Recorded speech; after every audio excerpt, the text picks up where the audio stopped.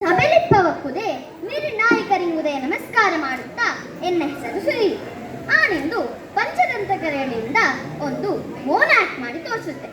ಪ್ರಸಂಗ ಎಂತರ ಹೇಳ್ರೆ ಶಂಕಣ್ಣಂದೆ ಅವ ನಮಗ ನಾನಿದೆ ಎಲ್ಲಿಗೋ ಹೋಗ್ತವಾಡ ಬನ್ನಿ ನಿಂಗಳೇ ಕೇಳಿ ದೂರ ಹೋಗ್ತವು ಹೇಳಿ. ನೋಡಿ ಓ ನೋಡಿ ಎಂತಪ್ಪ ನಿಂಗಳ ಹರಟೆ.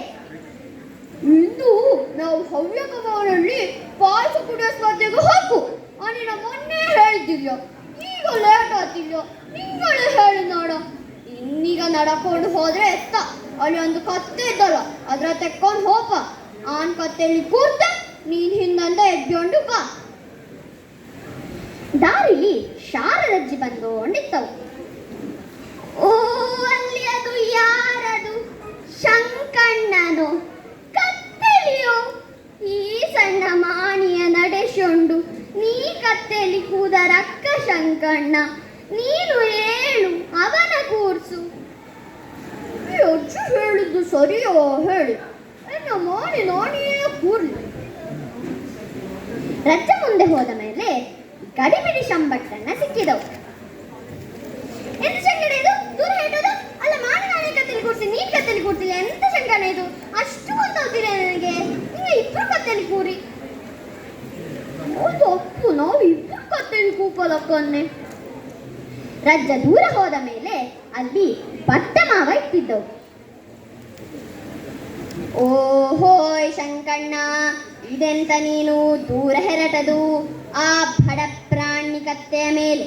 ನಿಂಗ ಇಬ್ಬರು ಕೂದರೆ ಅದರ ಗತಿ ಎಂತ ಶಂಕಣ್ಣ? ಮತ್ತೆ ನಾಳಂಗೆ ಎಡಿಯ ಧಾನ್ಯ ಆದರೆ ನೀನು ಎಂತ ಮಾಡುವೆ ಶಂಕಣ್ಣ? ನಿಂಗ ಇಬ್ಬರು ಹೇಳಿ.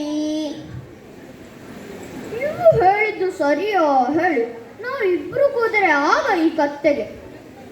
ಹಾಗಾದ್ರೆ ನಾವಿನ್ನು ನಡೆಕೊಂಡು ಈ ಕತ್ತೆ ಎಬ್ಬಿಕೊಂಡು ಹೋಗದಪ್ಪ.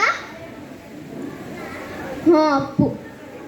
ಹಾಗೆ ಅವಿಬ್ರು ನಡ್ಕೊಂಡು ಆ ಒಂದು ಕತ್ತೆ ಎಬ್ಬಿಕೊಂಡು ಹೋದವು. ಇದರಿಂದ ಕಲಿಯುವ ನೀತಿ ಎಂತರ ಹೇಳ್ರೆ, ಜಗತ್ತಿಲಿ ಬೇರೆ ಬೇರೆ ಜನಂಗೋ ಬೇರೆ ಬೇರೆ ಅಭಿಪ್ರಾಯ ವ್ಯಕ್ತಪಡಿಸುತ್ತವು. ಆದರೆ ನಾವು ನಮ್ಮ ವಿವೇಚನೆಯಲ್ಲಿ ಕೆಲಸವ ಮಾಡಬೇಕು.